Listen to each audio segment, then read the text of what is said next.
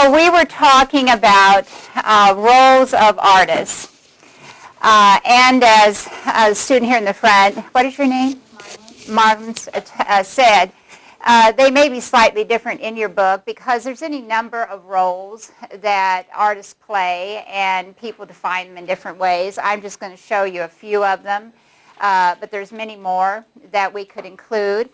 And so one of them that we talked about last time is illustrated by this work right here by Vincent van Gogh, and that is to give tangible form to feelings or ideas.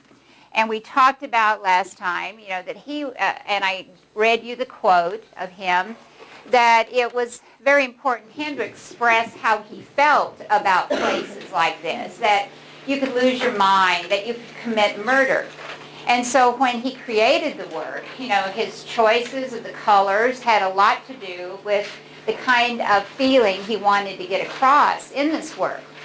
That was one of the roles that I asked you to look at, when you were writing your papers. So did anyone find another example of giving a tangible form or visible form to a feeling or an idea? You can look at your papers. I'm going to have you hand them in at the end of the hour, but you can certainly look at them. Yeah. I like to describe different types of emotions.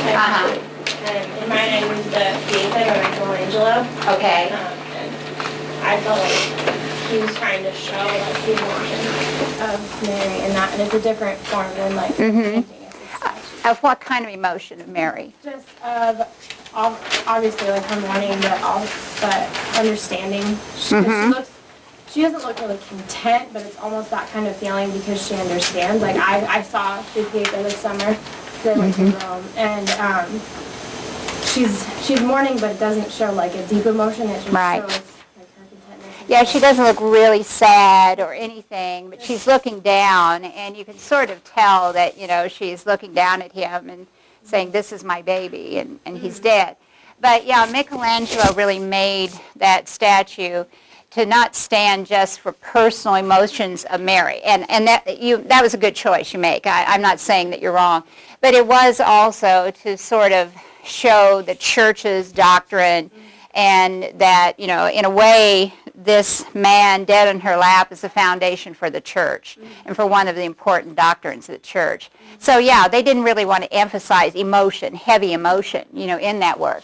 Did anybody else? Yeah. I got the two Fridas by Frida Kahlo. And I think I think it portrays emotion by the fact that, she is the same person, but she draws herself as two different people, almost like two different dress, and I think that portrays two different aspects of her life. And it is, yeah. Her art is very much about her life, her personal emotion, and the experiences that she went through, her marriage to a very famous artist. His name was Diego Rivera. So yes, that's another good example of where art is primarily to show her feelings about herself. It's to show something in her. It's not, to just illustrate something from the outside. So, that's one of the roles of art or of artists. Another role is seen here, and this one is to record and to document, usually history. These are usually historical kinds of subjects that fulfill this role. And we use this again, and we talked about this, that this is a Spanish princess, and actually her father and mother shown in the background there. Did anyone come up with another example of that, of documenting or recording? Yeah. I used the Battle of Normandy. Okay. Because it went through the whole battle and went through the beginning, even before the battle, and then the end. It is documented. Yeah, it really gave us sort of in these days when they didn't have photography, this is the way they had to do it. If they wanted to record something to sort of tell people in the future, what sort of thing happened. Anyone else come up with another example? Yeah. Liberty Leaving People by Eugene Miracle. And what did it illustrate? The French Revolution. Yeah, it actually wasn't the French Revolution, but one of them. Yeah, after the first one, they had several little ones after that. And yeah, it was his sort of response and illustration of this revolution. And it goes a little bit farther because it's also, and often this is the case with art, they can be more than one role. You know, they can serve more than one role. And so Liberty Leading the People also is really expressing ideas. It's expressing his feelings or his concepts of the revolution.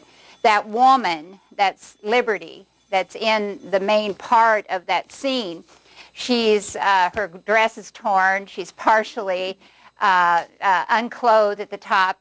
She stands for an idea. That's liberty. You know, this human figure stands for liberty. So not only is he documenting a revolution that occurred in France, he's also talking about what they were fighting for, you know, a concept or an idea that they were fighting for. So again, you know, those are all good examples, again, you know, of this role of documenting and recording. And then I showed you this one. And we talked about it, first of all, when we were talking about just looking carefully at art. And this one also fulfills a role of artists, the idea of giving people a fresh way to look at things, or an innovative way, to make us, to force people to make connections between things that we don't usually make connections between. And we talked about last time, you know, that the head of this baboon mother is a toy car. Most of us, I think, you know, if we saw a toy car lying on the floor or in a store, that's all we'd think about. Oh, yeah, here's a toy for a kid, you know, for some little child. We wouldn't see it as possibly being the face of an animal.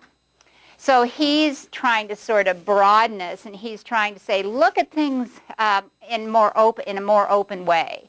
You know, look at them in a fresh way. Now, this is possibly a little more difficult one, but maybe not. Did anyone come up with an example of this sort of approach? Looking at anything innovative or a fresh view? I don't know what the actual, it was a collage, and it's on page 183, and it's a face, but it's made out of lips and hands and flowers and all kinds of other stuff. Okay, yeah, again. And there's an artist several years earlier than the collage that's in the book, that used fruit and made human images out of fruit and vegetables, you know, by putting different fruits and vegetables together. Well, that's certainly taking something ordinary that we see every day and showing us a new way of looking at it, you know, a new way of experiencing some very common sort of item. Anybody else come up with another example that they want to share? One on page 26. I don't have my booklet here, so let me see, 26.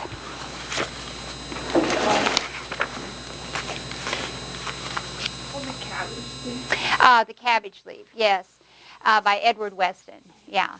Edward Weston is a photographer who really liked to take ordinary things, and in the way that he photographed them and the way that he emphasized lights and shadows in them, he really liked to make us look at them in a different way, such as the cabbage leaf.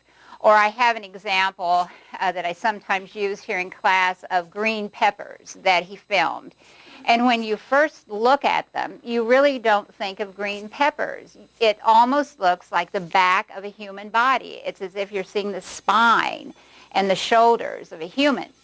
So again, you know, taking an ordinary object, giving us a fresh way of looking at it.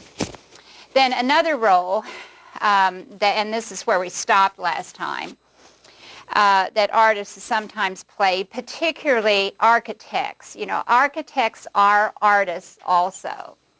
And we will be talking about architecture more and why, you know, it's considered an art form. I'll tell you that most art students don't think of it as art. because architecture is no longer taught in an art department, and so they really don't see it in that way. But it has similar characteristics, similar uses of forms to other art forms. So it is an art form. And the architects, the roles that they've fulfilled have been to give us a structure for some important event in our life. It could be a church, it could be a sacred site, and I brought in Stonehenge because some people think that this may have been a site where people who built this, back in 3000 BCE, may have come to participate in religious activities having to do with sun worship, probably, because from calculations we've made, we know that this was set up so that during certain times of the year, the sun shines into the center of this circle in a certain way. And so, architects have the role of giving us a shelter for special events, a shelter to live in, our houses, the palaces, business buildings, all sorts of shelters would fulfill this role. And so this one is a fairly easy one to find examples of. There's any number of buildings in your book that you could have used, famous churches or famous business buildings from the 20th century. So that's another role that artists fulfilled. And then this is one that you have illustrated in your book in just the cloth. I'm showing you what the cloth looks like on a person. Another role that artists sometimes fulfill is to take ordinary things, things that we might think of as more or less a craft, and make it into something truly extraordinary, something truly unusual and really marvelous. And I can give the example of quilts, that maybe some of your grandmothers or mothers have made. There are some set patterns, and quilts are usually thought of as a craft, but we're not really making a distinction at this point between crafts and art. This is a kente.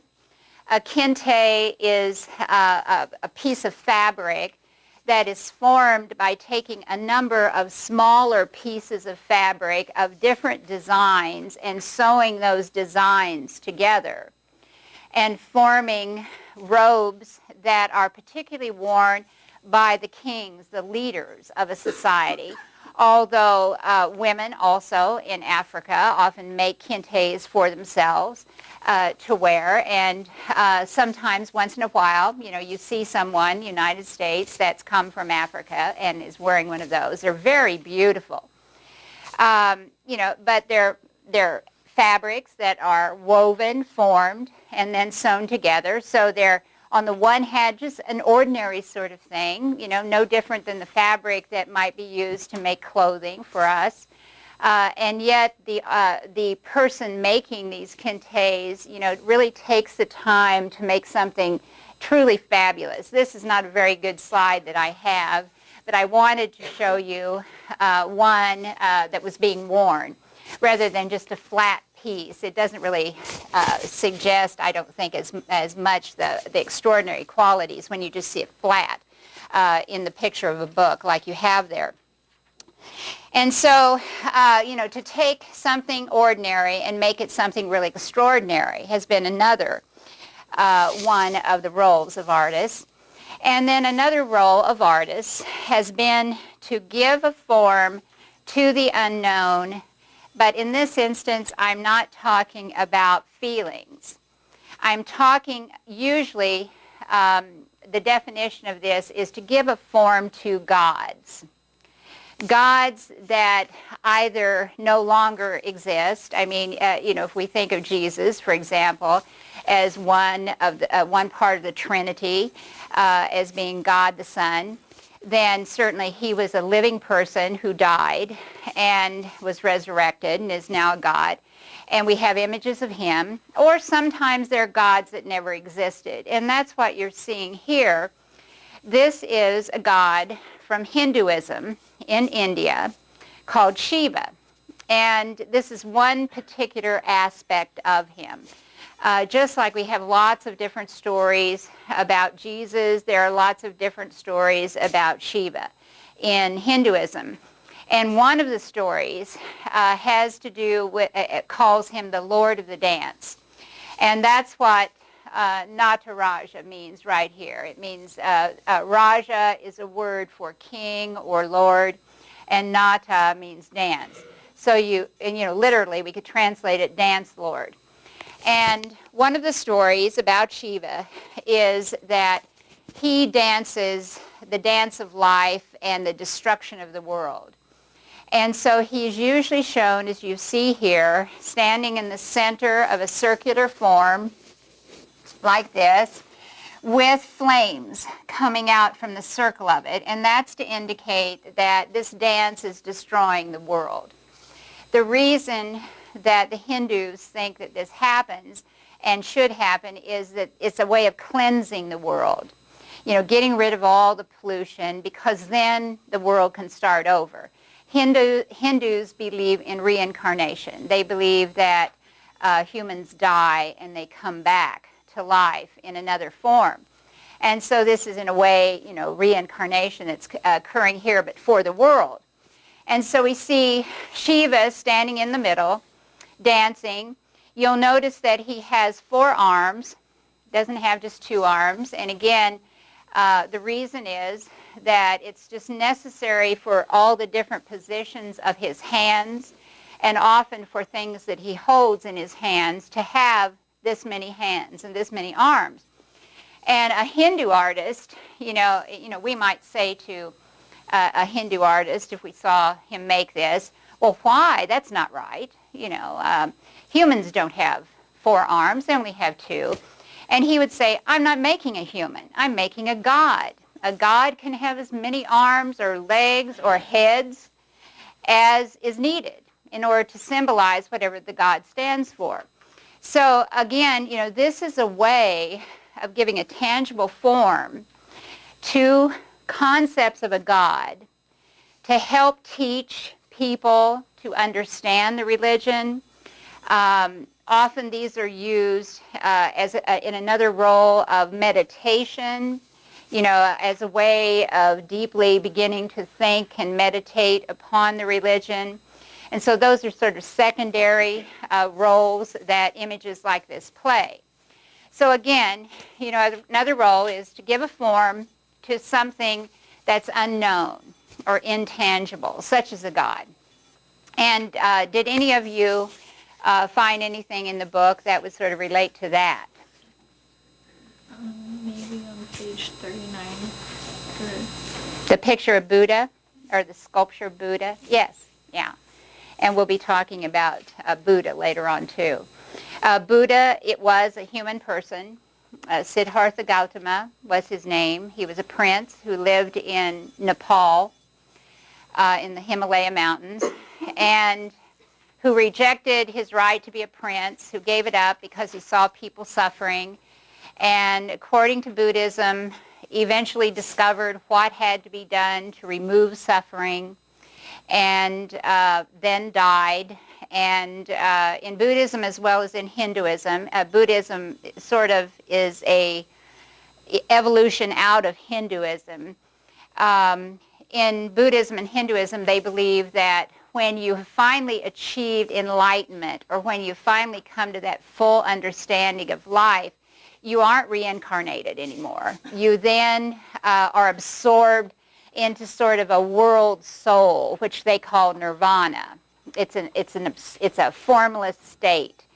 And so Buddha, according to Buddhism, achieved that enlightenment, and when he died, he stopped being reincarnated, and he was absorbed into this nirvana, or this formless state. So yes, that's another good example. Any of the images that you saw in your book of Jesus would work, as examples. Not that he's unknown, to us, but that he has now reached that sort of God status, and that is, in this role, is used, to depict gods. So, those are another role that could be served. And there are many others. You know, as I said, we could go through a number of different roles. And in your book, they're talked about in a slightly different way. They're given slightly different wording. So there are any number of roles that art has fulfilled. Now, before we end this introduction to art, I want to talk just a little bit about creativity. And again, Picasso's work here of the baboon mother and child is really a very good example of what creativity is. Creativity isn't something you can define. It's not something that is, people have spent decades, centuries, in a way, sort of trying to figure out, what makes a creative artist. What exactly is creativity. And about all that they've come up with are adjectives for creative people. That is about the extent of what scholars have been able to figure out. And so I have listed here on the screen a number of the adjectives that are associated with people that are creative. Being sensitive, to life, to different things that you see around you. Being flexible, meaning that you don't always have to see things in only one way, but you can look at it from different sorts of ways. Being original. In other words, coming up with new, adapting to new situations and having the ability sometimes to create those new sorts of creations. Being playful, and that's certainly the case with Picasso. He never lost that. Most of us do. We go through grade school and high school and college, and a lot of times, the teachers say, do it this way. This is the right way. This is the only way. And so we sort of lose some of our imagination, some of our playfulness that we have when we're small children. But Picasso never really lost that. And that's part of why I think, he could look at a toy car and say, it looks like a face to me. I think I'll make something, using that for a face. It didn't matter to him whether somebody else was going to think it was serious or not.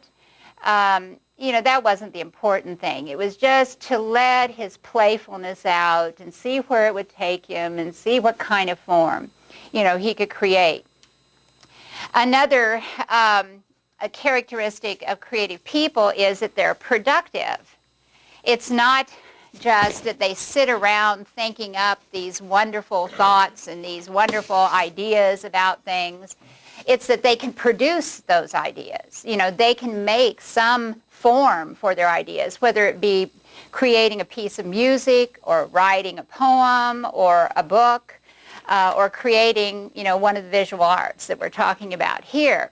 I can sit around all day and I think a lot of people and say, gee, this would make a wonderful movie or this would make a wonderful book, yeah, this is really wonderful. But to sit down and actually produce it takes time and takes a lot of work. And a lot of us don't have that. But artists do. They're able to produce. And then fluency, that word means to just let the ideas flow. They seemed, creative people seem to be just able to sort of brainstorm, we might call it. To just start with one thought and let that thought lead to something else and something else and something else. And so that seems to be another characteristic. And then also, there's a lot of analytical skill involved with creativity. Being able to take problems or some insight, some idea that suddenly has come into your mind and being able to break it down into its parts so you can produce it in some form that really represents whatever you're trying to produce.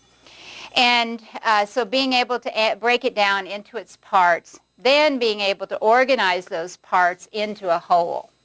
And so that's where organizational skill.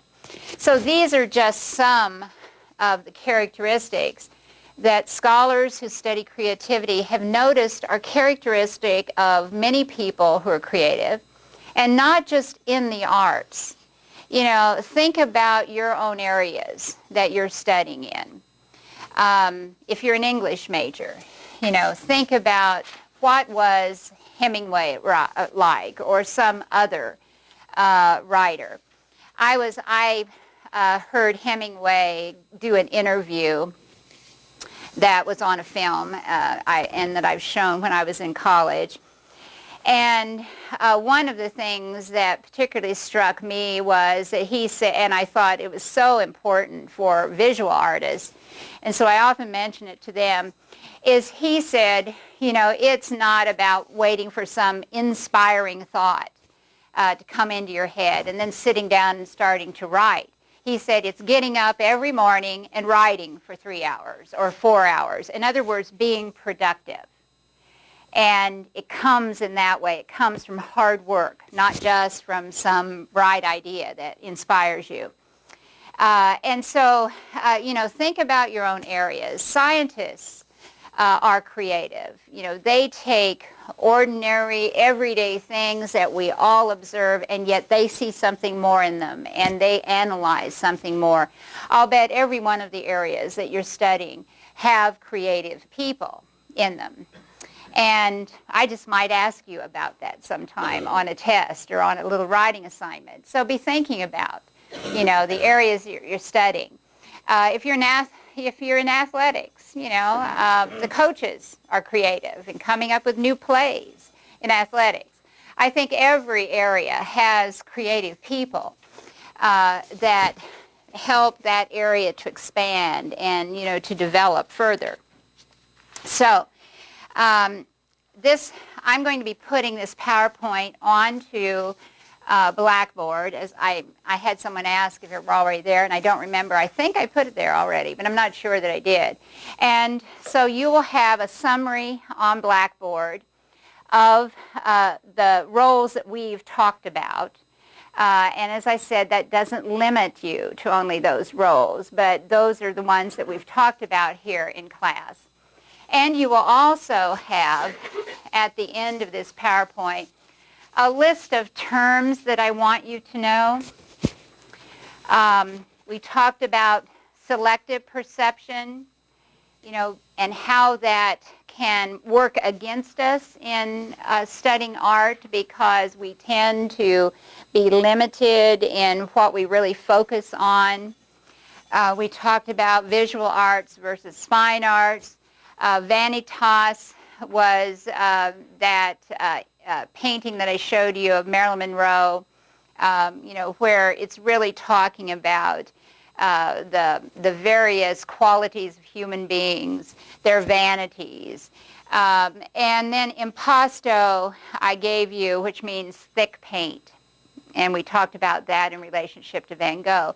So just make sure that you could discuss and that you know what each of these terms mean.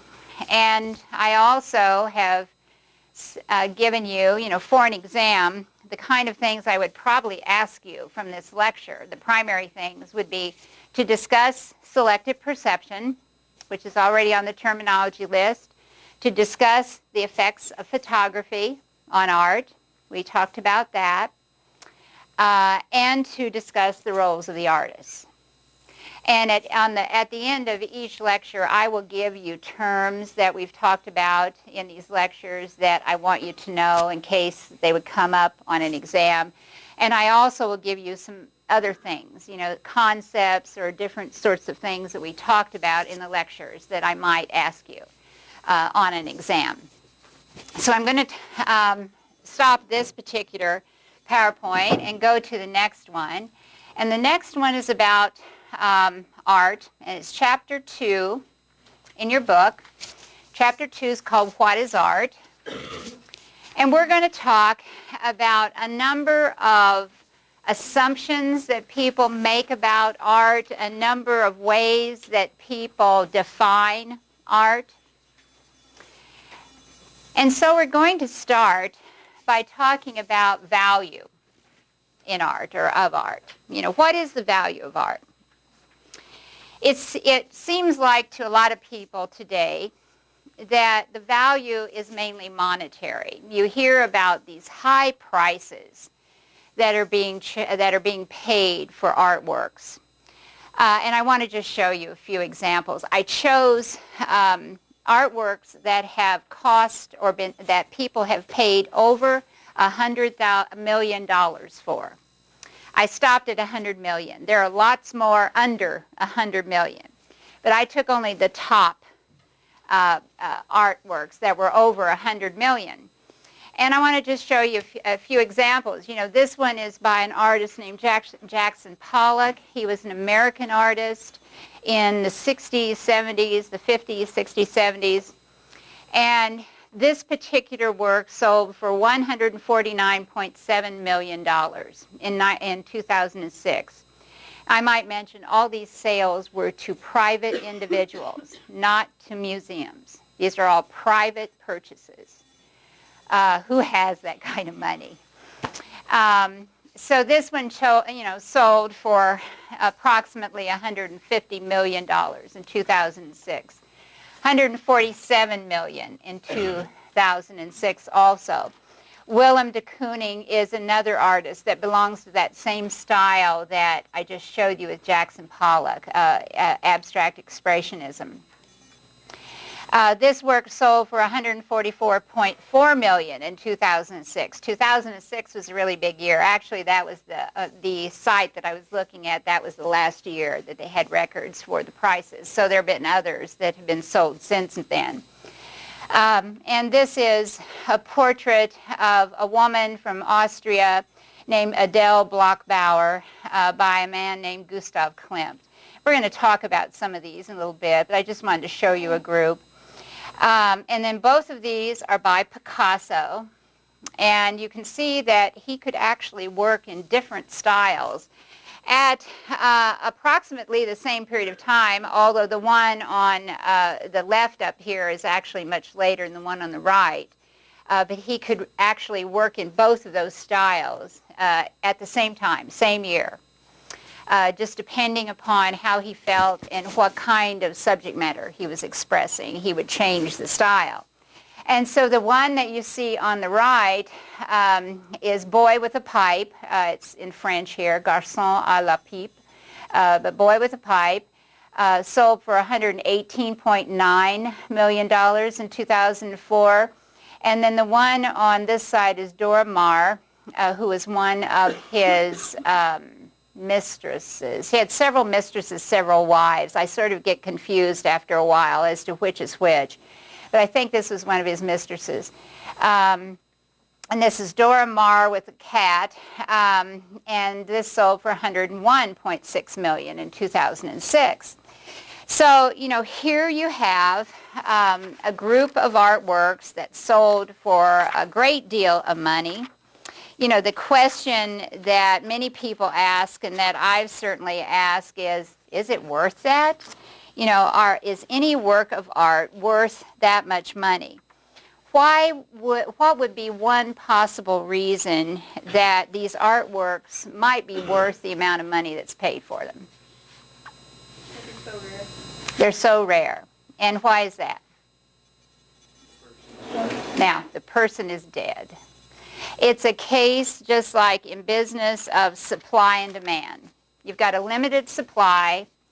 For one reason or another, the artist has become very famous, and so and usually the fame is based upon, you know, people believing that they're excellent artists, they're very good artists, and the person's dead, so there's not going to be any more, and so the supply is limited, and so that raises the prices. But is any work of art worth over $100 million? I don't know that any work is. But that's what people are, you know, it's whatever people are willing to pay. And, of course, today with recession and all that, I doubt that anybody would pay that much. But back in a few years ago when everybody seemed to have lots of money and everybody was very happy and nobody was worrying about recession, they were willing to pay that. So monetary, you know, has value has certainly been placed upon a lot of this art, But I really question, how important that is. Is an artist important just because of how much their art sells for? I don't think so. And none of these artists, for the most part, were alive when they were sold for this much, so they didn't get the money. Whoever was holding, owned that piece of art that they put up for sale is the person that got the money, not really the artist. So they didn't profit from it. Then another value that people have placed on art is status. It's a status symbol. It can demonstrate the wealth of a person. If you can afford a $100 million painting, then everybody's going to sort of look at you and say, "Ooh, boy, that guy must be rich," or, "that woman must be rich. They can afford that." So there is, it does sort of convey a status in that way because of wealth. Or often, what art is used for is to show how educated a person is or how sophisticated, they are, that they can buy a work of art. This idea of status began really in the Renaissance period, when wealthy merchants could afford to buy art. When, before the Renaissance, it was mostly the royal families, the aristocrats, the church that could afford to buy art and that supported artists. But in the Renaissance, the merchants, the middle class, began to be wealthy. And so they wanted to emulate, the aristocrats. And so I want to show that I'm on the same level as some prince somewhere. So I'll buy art. I'll start supporting art. And that's the case with this particular work. This is a part of an altarpiece. We're looking just at the center panel. The altarpieces in the Renaissance often had several panels all hooked together. And this is just the center one. And it shows a scene of the adoration of the Magi. The Magi are the three wise men that are supposed to have brought gifts to the Christ child after he was born. And so that is what's being represented here in this particular work. It was painted by Sandro Botticelli, who's a rather famous artist from this early Renaissance period, the 15th century, in Italy. And what he's done is portray several members of the family who were the most important family in Florence at this time, the Medici family. It actually was not commissioned by them. It was commissioned by a friend of theirs, by another wealthy person in Florence. But he really wanted to sort of, you might say, kiss the feet of the Medicis. He really wanted them to like him, and so he commissioned Sandro Botticelli to create this painting and to really feature them. And what you're seeing in this painting are pictures of the Medicis. For example, the man that you're seeing here, and I always forget, so I have to make sure I look at my notes for this. The man right here that's kneeling in front of the Virgin Mary and Christ child is Cosimo de' Medici the Elder. He was sort of the founder of the family fortune. Right here in front, this rather self-satisfied looking man that you see here was Lorenzo de' Medici. And Lorenzo de' Medici became very powerful in France and a very important patron for the arts and for literature. He sort of had like a school, but it really wasn't a school. It was just the writers and the painters and the other artists would come together at his home, and they would discuss, lofty ideas. They would discuss philosophy, and so he really became a patron of all of the arts. And that was a part of his status, was to be a patron of all those artists. So that's who this is right here. And then the man that's in the middle with the red cloak right here is Piero de' Medici, who was Lorenzo's father. This is another Medici. This is another Medici here. And then some of the other figures have been identified as being friends, other wealthy families, and friends of the Medici. So, this artist has created this, and it really establishes sort of the importance of the Medici. that they could be portrayed as the three wise men, as the magi, attending this important, religious event. Other values that people have bought art for included beauty, that they want something beautiful to put on their walls of their homes. I don't know that I would want, I could go along with Pollock's and Picasso's. I would, just because it's a Picasso. Who wouldn't want a Picasso? But do I think that the figure that you see over here on the right of Dora Maar is beautiful? Not particularly. But often people buy art for beauty. Sometimes we have, people who will contact us here in the art department and say, I just bought this new couch and I got this great big wall behind the couch and I'd really like a nice painting, to go there. So they're looking at paintings as being something, interior decoration, being something to beautify their home, and maybe also, say something about, I'm educated, I know art. So beauty has been, one of the things that has caused people to buy art. Aesthetics is really the study of beauty, and so I just put it in here. It now is sort of a broader term, and it usually just means understanding and studying art in general, but it first developed in the 18th century as the study of beauty. What is beauty? That was the discussion that went on at that time. Other values, an artist's influence on future artists, younger artists. And both of these artists were very important influences on later artists. Pablo Picasso developed a style of art that's called Cubism. This is one particular kind of Cubism that you're looking at here. But Cubism really broke all the rules of art, of what art was, up until he developed it in about 1910, 1912. And suddenly he said, representational things don't have to look that representational. I can distort them, like you see here, if I want to. If I think it's going to give more expression, or if it does something that I'm trying to do in art, fine. I don't have to make it look very representational. And he sort of freed a lot of other artists that followed him to do something similar in their art, to just sort of experiment freely. They didn't feel like they had to paint in a certain way anymore. And so, in that way, Picasso's important, as well as just being creative on his own. The same thing is true of Pollock. Pollock is sometimes called the drip painter, because what he did, this is a very large work. I'm not sure, I tried to find the dimensions of it and couldn't find it today, but many of his works are about 18 feet to 20 feet long, and he often doesn't hang them vertically, he hangs them horizontally.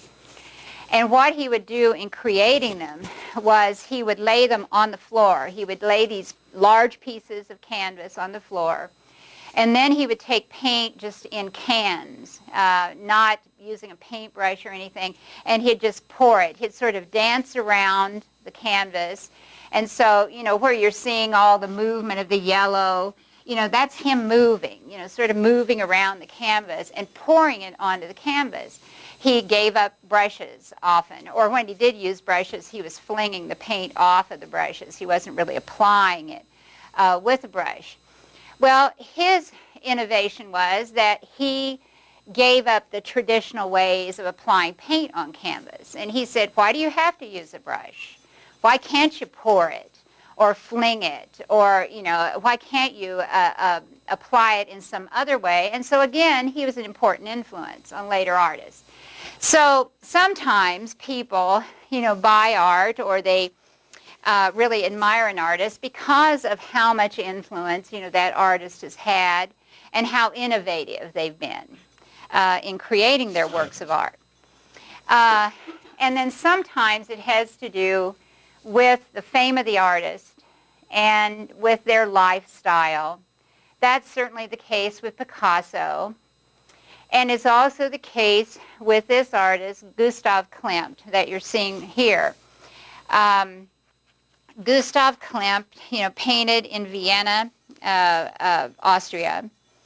And he became known for having affairs with most of the women that posed for him. They were usually very wealthy, married women.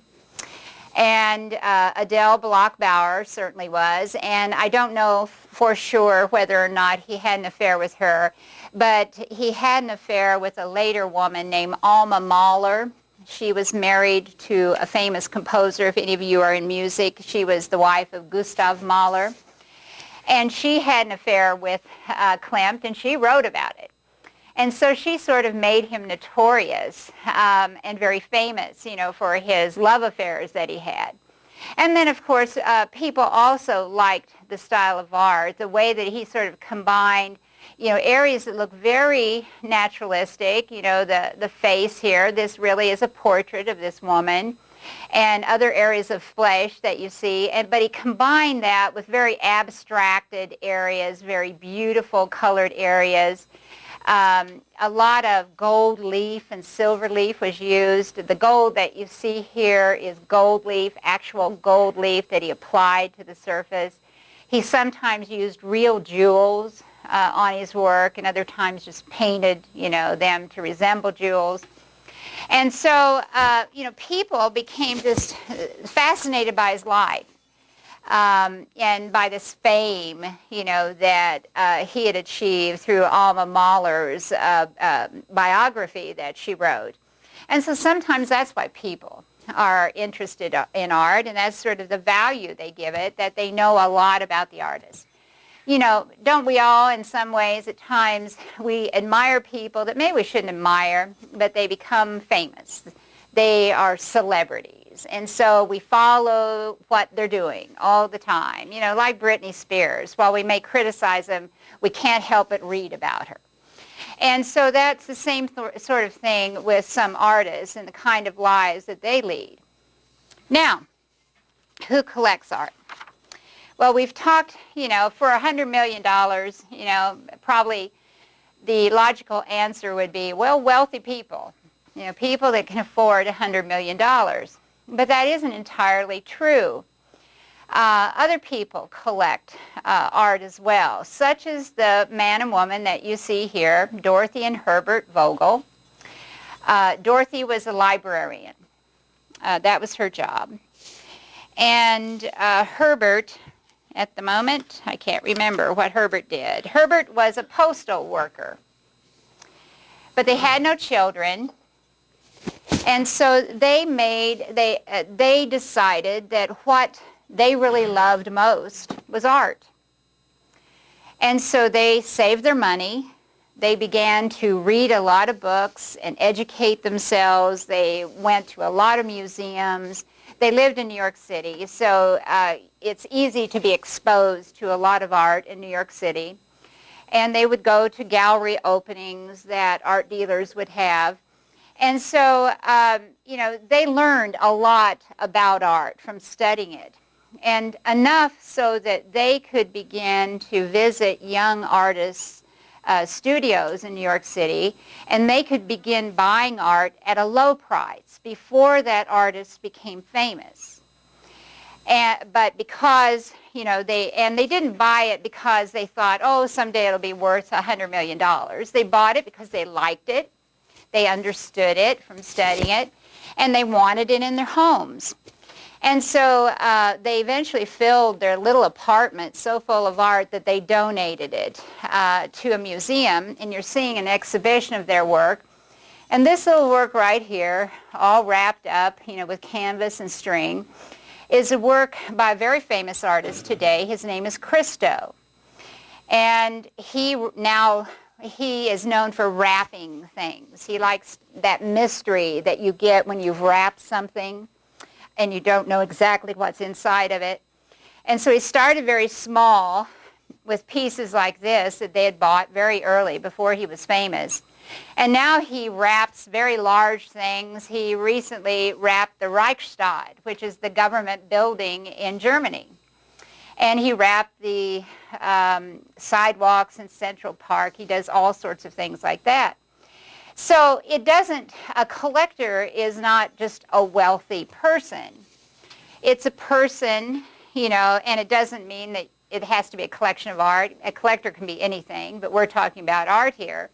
So I'm going to use art as the primary example. It's just a person who accumulates a lot of objects of a similar sort because they enjoy it, they love it, maybe they understand it.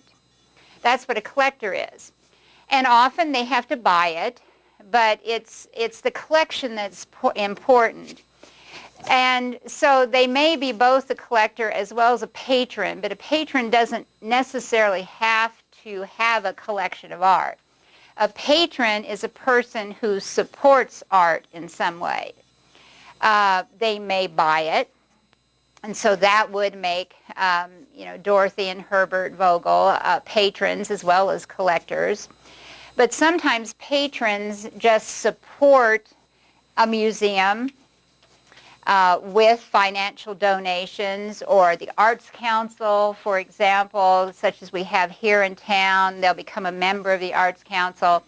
A patron is primarily interested in just supporting art and making sure that art continues to be produced and to help out artists, whenever they can, or museums, or art councils whenever they can.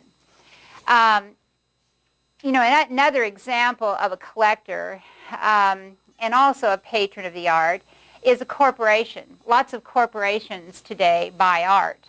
In fact, some large corporations hire curators. A curator is a person who cares for the art and makes sure that it's not damaged and repairs it when it is damaged. They also advise people on buying art. And corporations in the past, again, I have a feeling this is one of those jobs that will end soon in corporations with the troubles they're having today. But in the past, they would often hire a curator who just worked for that corporation and who would buy art for that corporation. Now, why would they do that? What is the reason that you think a corporation would buy art? Budweiser, Coors, some big corporation like that. It's a kind of advertisement. Again, it sort of establishes a status. It's the idea is, let's say for the beer companies, we're not just a beer company. We're also sophisticated people. We're an educated bunch of people here that are running this company. It sort of is a way of advertising the corporation. And so corporations, also have been collectors of art. We're going to start now in talking about, some of the common assumptions that we have about art. One of them was and these are ideas often that people had in the past, and we no longer believe the same thing today. For example, art has not always been thought of as something different from craft.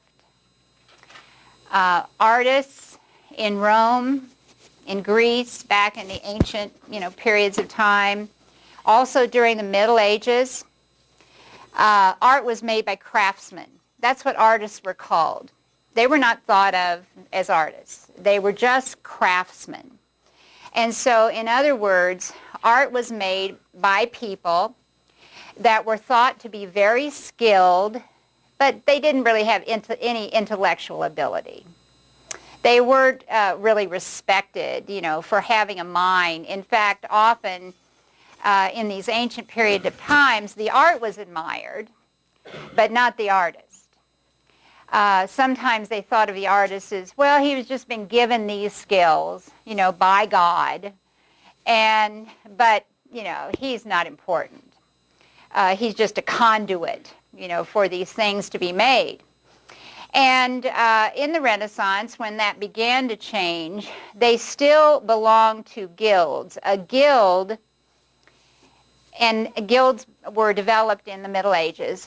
A guild was a group of master artists who determined how young artists would be trained, what the quality of the product had to be, what the prices that could be charged were. And so they, in a way, they were like a labor union. And in the Renaissance, in the early Renaissance, the 15th century, artists belonged to guilds, just like anybody else. And the Arte dei Medici e Specialo was a guild where the doctors and the pharmacists belonged, and also the painters.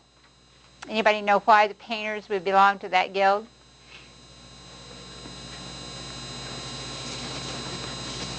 Because they used the same materials as doctors and pharmacists.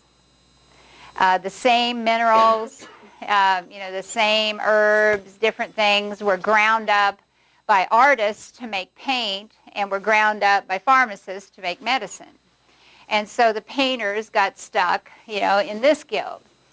And the Arte della Seta was a guild for silk weavers. Seta means silk.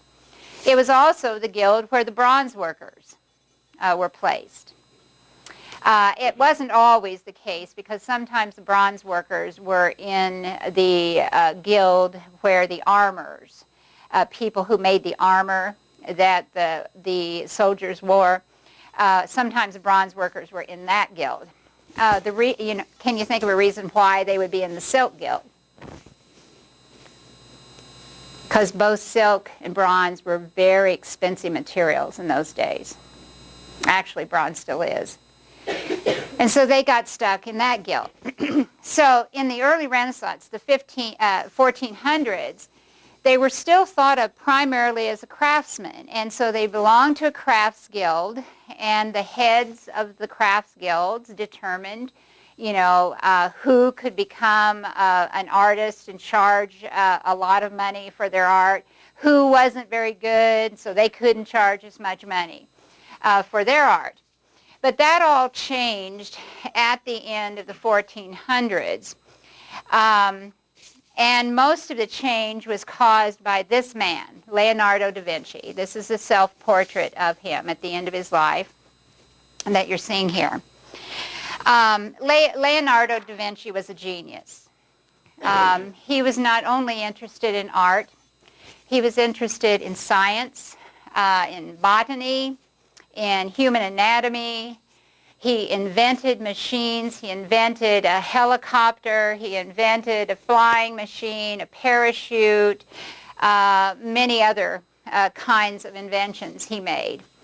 And so he sort of established in people's minds at that time, artists can have a mind. Hey, they can be intelligent.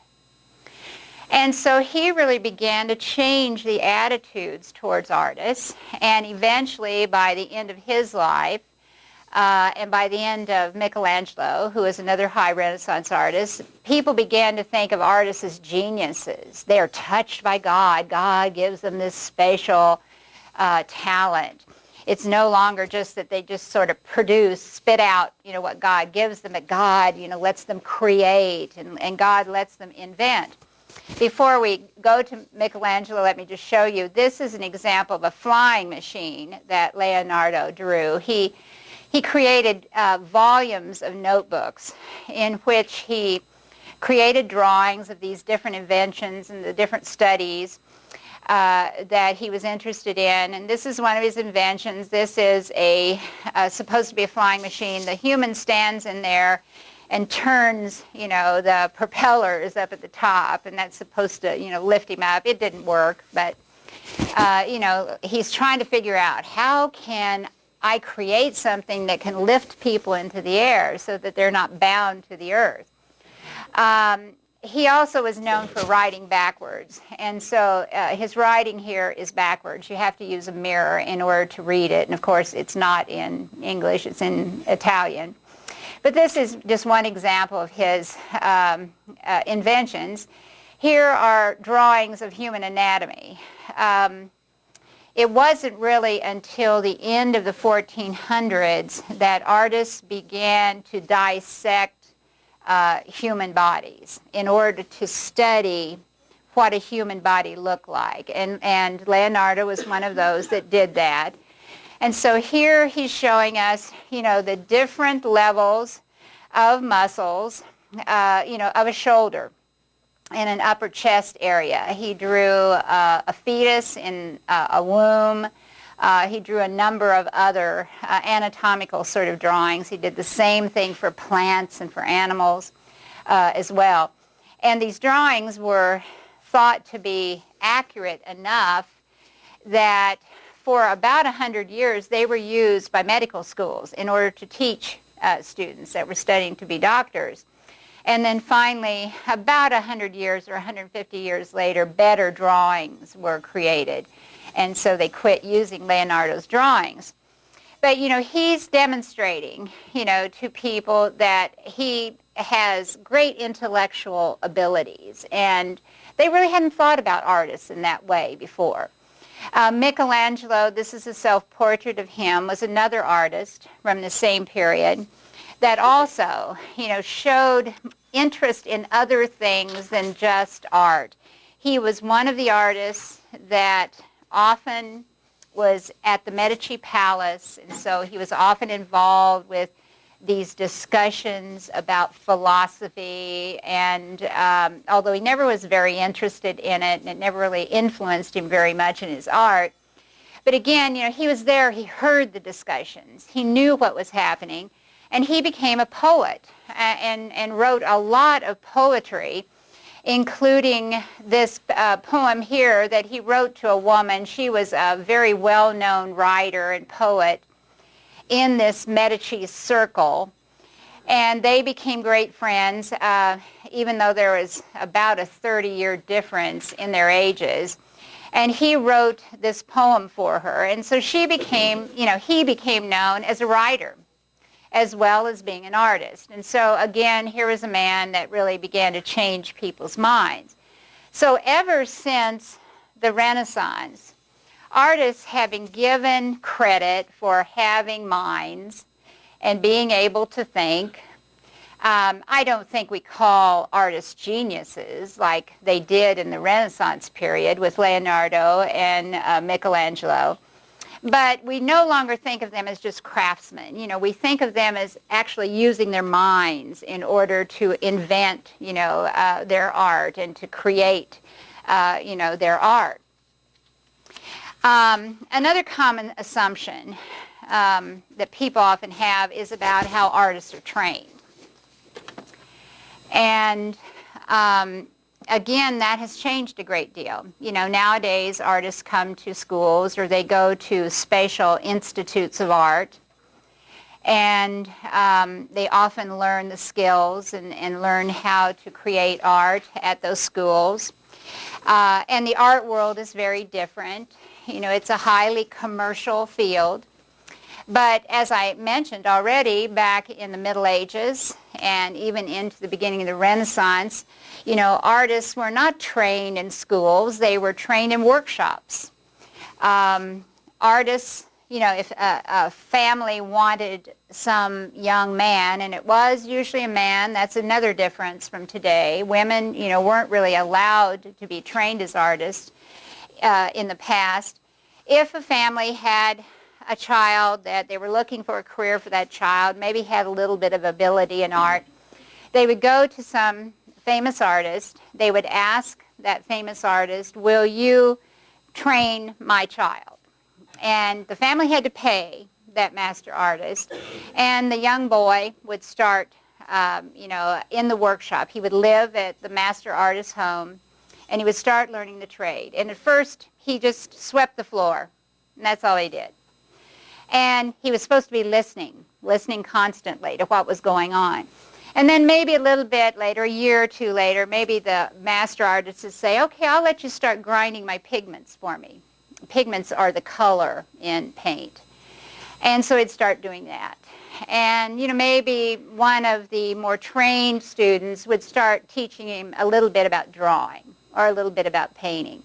And so year after year, he'd learn, he'd be allowed to do a little bit more until finally he thought he was well enough trained, and he would paint a painting, and it was called his masterpiece. And it was a painting he would give to the head of the guild, And they would evaluate it, and if they thought he was good enough, they'd say, okay, you can stop training now, you can be a master. You can start training other people. So it's a very different kind of training that artists used to have in comparison, to what they have today. And just for the feminists in the audience or the women in the audience, the reason that women were not allowed to train was that it was not thought to be proper to, one, let a young girl go away from home where her family couldn't protect her virtue. And she would be trained, if she had gone away, she would have been trained in a shop full of men, and awful things might happen there. And so the only times that women ever had a chance to be artists in the Middle Ages and the Renaissance was if their father was an artist. And then usually the father would train her, would allow her to train to be an artist. But that was the only way. And of course, nobody thought that women were good enough to be artists. So, they would never make as much money as some man would, even one that maybe didn't have the talent that the women did. So there are differences, again, in the way that the training took place.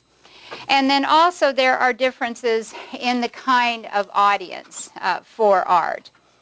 And by the different audiences, I mean that in these days, back in the Renaissance, there were no museums. Artists didn't sell, didn't paint a painting thinking, someday it'll be in a museum of modern art. There weren't any museums. Art was bought by private individuals or by the church. And so the audience was different. In the Renaissance, they started creating public art that would hang in the governmental buildings.